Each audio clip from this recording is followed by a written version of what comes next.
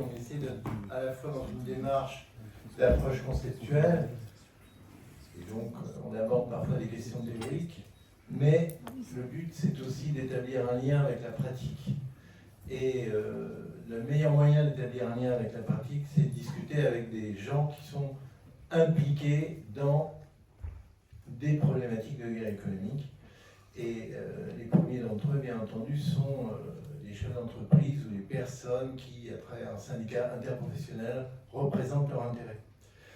Alors, c'est pour ça que je suis très heureux d'accueillir M. Taïef, qui dirige un des deux syndicats dans la plasturgie française, et qui est pour moi quelqu'un qui a innové dans le monde patronal. Pour quelle raison? D'abord parce que, et il vous en dira un mot, je ne vais pas déflorer ses propos, mais il est non seulement ce que je qualifierais un peu de leader d'opinion en ce milieu professionnel, pour porter un certain nombre de discours, en phase avec, bien entendu, les intérêts des adhérents qu'il représente, mais aussi il a écrit un ouvrage.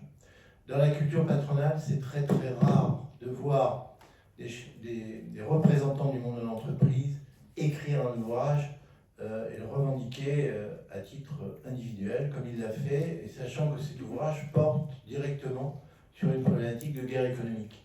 Donc pour nous, c'est très important de recueillir ce type de témoignage, d'autant plus qu'on est bien dans le domaine là, économique industriel français, et vous allez voir à travers ce qu'il va vous dire que la démarche du CR 451 de l'EGE s'inscrit complètement dans cette approche, c'est-à-dire dialoguer avec des entreprises, avec des réseaux interprofessionnels sur ces questions pour dépasser le stade du constat, justement, pour essayer d'aller plus loin.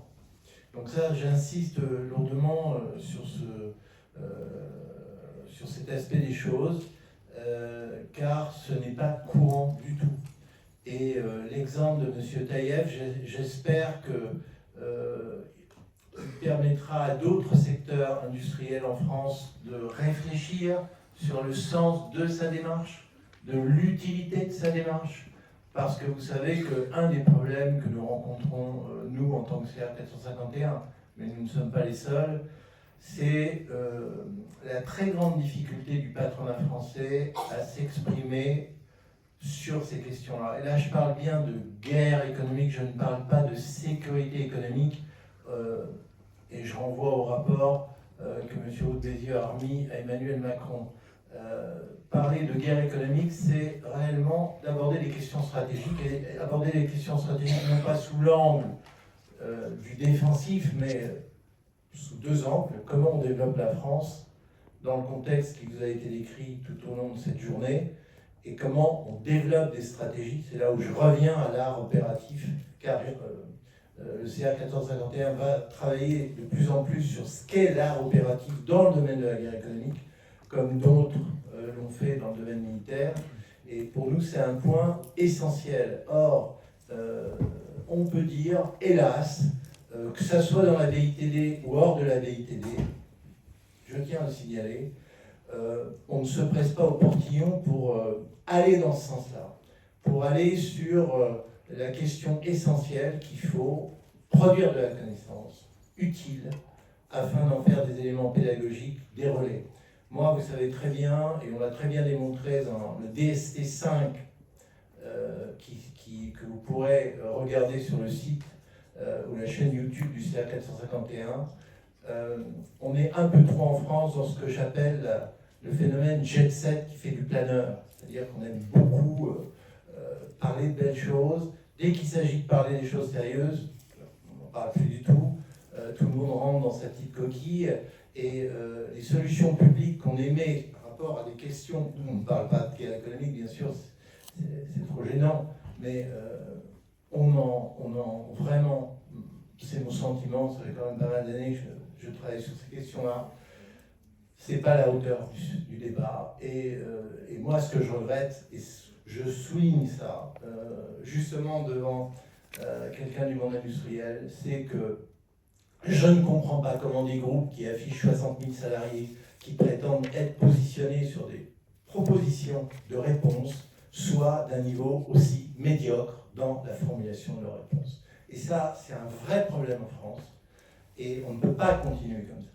Donc, je vous demande d'écouter attentivement M. Taïev, parce que là, on va basculer dans un autre univers. On va basculer dans l'univers où des gens de l'entreprise réfléchissent aux problèmes de guerre économique, font des analyses, mais aussi cherchent des solutions. M. Taïev, je vous cède la main. Merci beaucoup. Est-ce que vous m'entendez? Oui.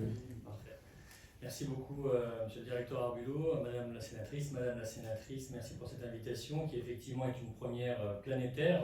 C'est la première réunion, le colloque international sur la guerre économique. Et je pense qu'on peut dire aussi que c'est même le premier colloque au sein duquel on parle du plastique comme étant un enjeu de guerre économique. Donc effectivement, c'est une première. Et je vous en remercie.